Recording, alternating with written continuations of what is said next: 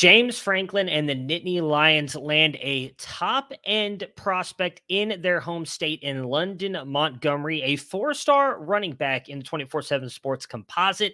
Jumps into a room with Nicholas Singleton, Kayvon Lee, and Kaytron Allen. What does this mean for the Nittany Lions' stacked running back room moving forward?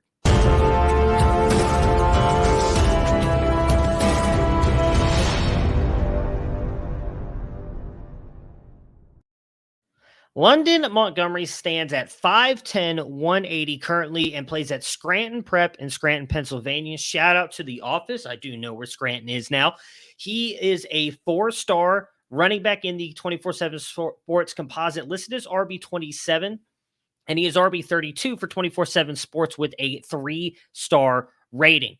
Montgomery is a very intriguing running back here. He has quick bursts and displays top end speed. When he hits the open field, he seems to be able to find a second or even third gear that allows him to get to the end zone. How do you see that? 14 out of 50 yards. 14 out of his rushing touchdowns last year were 50 plus yards in just 10 games, and he scored 36 rushing touchdowns. He ended up running for 2,356 yards altogether. So again, 14 of 36 touchdowns were 50 yards or more. That is some top end speed and some game breaking ability right there. He does display some elusiveness and does have a pretty fun spin move. It's not quite Braxton Miller-esque Virginia Tech game, but it is still fun to watch, and he can make defenders miss with his quick feet. He does have some pretty good patience as he allows his blockers to set up on the line of scrimmage and even getting into the second level, and does show some pretty good vision as well when he's trying to hit cutback lanes or try to find, when he gets into the open field, how to quickly get around defenders or completely eliminate pursuit angles. For me, he does seem to run a little bit upright, and I am a little bit worried about the competition that he's playing on a weekly basis. They did play Scranton, which is a Class 6A opponent, and in less than 3 quarters, he had 353 yards and 6 total touchdowns. Also, against Lake Lehman. He also is a track star. He is won the 2A gold medal in the 200-meter dash and entered 7th place in the medal for the 100 in the PIAA championship. So he right there just shows you the speed he has. Again, 14 of his 36 touchdowns came for 50 plus yards. And then he has also got a gold medal in the 200 meter and got 7th place in the 100 in track. So he is a very, very fast player and honestly kind of a lot of fun to watch.